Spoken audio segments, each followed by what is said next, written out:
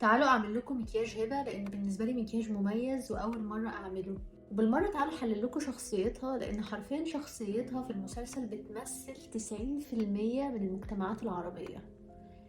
الكبر، الازدواجيه، النفاق، التعالي والفوقيه. اول حاجه هحط فاونديشن. المهم في المشهد اللي زميلتهم ساره تسرب لها فيديو واتفضحت، جت هبه اللي انا بعمل مكياجها دي، جت تدب بكلام رصاص قوي لساره قدام المدرسه كلها، وقعدت تشتم في ساره، بالرغم ان هبه كانت بتبعت صور نودز للمستر بتاعها اللي هي كانت معجبه بيه. لا ومش بس كده، كمان تسنيم قفشتها في مره نازله من عربيه واحد كده بيوصلها المدرسه. اصلا يا جماعه ساره اللي اتسرب لها فيديو ده هي اصلا كانت بتتعرض للابتزاز، يعني ما بعتتش الفيديو ده بمزاجها مثلا، على عكس هبه هي عملت كده بمزاجها، يعني هي كانت بتبعت النودز دي، صور النودز بمزاجها. فعايزه اقول لكم بقى ان ده اللي بيحصل في المجتمعات العربيه، بيبقى ناس جواها بلاوي وبتعملها في السر، بس تيجي على غيرها تستشرف وتدعي المثاليه.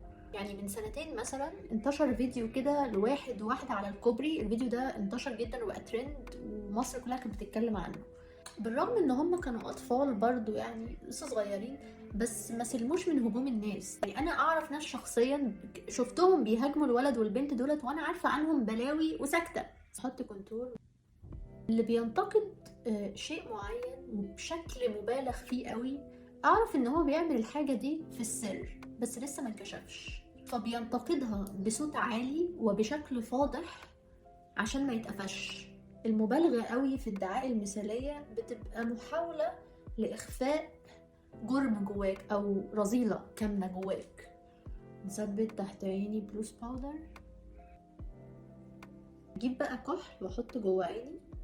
حتى لما سارة برضو اتسرب لها الفيديو ده بقى خلاص، كانت المدرسة متضايقة انها صورت الفيديو بزي المدرسة، يعني مش مضايقهم ان في طفلة في مدرستهم اتعرضت للابتزاز، لا هم متضايقين انها فضحت المدرسة، الايمج بتاعتهم، الزي المقدس بتاعهم. احنا شعوب بتميل للمظاهر، يعني هم اتضايقوا بس عشان الايمج بتاعت المدرسة سقطت، بس مش مهم الايشيوز اللي موجودة في الطلاب دول او هم حتى بيعانوا من ايه، مش مهم ان هم كظاهريا شكلهم محترم.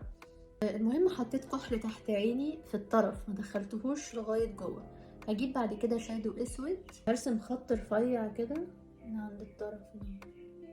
هتلاحظوا انها منزله الشادو الاسود لتحت كده اهو، كده اهو. بصوا العين نازله لتحت ازاي، دي بتدي نعسه شويه للعينين بس بتوسعها. طب والله العين تحفه. حط هايلايتر هنا. عايزه اقول لكم ان كان معايا واحده في الكليه، كانت زميلتي مش صاحبتي، كانت برضو تقعد تعلق على لبس الناس، حتى الدفعة الجديدة لما جت قعدت تعلق على لبسهم بطريقة وحشة، لدرجة انها كتبت عنهم بوست ان هم محتاجين ملايات، لان هم محتاجين بوليس اداب يلفهم بملايات.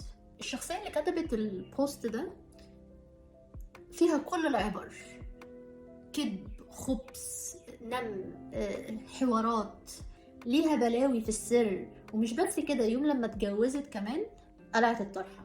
وعايزه اقول لكم كمان انها لما قلعت الطرحه في الفرح ما سلمتش من الهجوم، لقيت في ناس بتهاجمها، فاللي هو لو انت كنت صح في اللي انت بتعمليه ما كانش هيتردلك اللي انت عملتيه. طبعا المسلسل بيناقش قضايا كتير جدا، بس انا اللي لفت نظري هو هبه، وفي كود حلو قوي اتقالت في المسلسل هحطها لكم دلوقتي.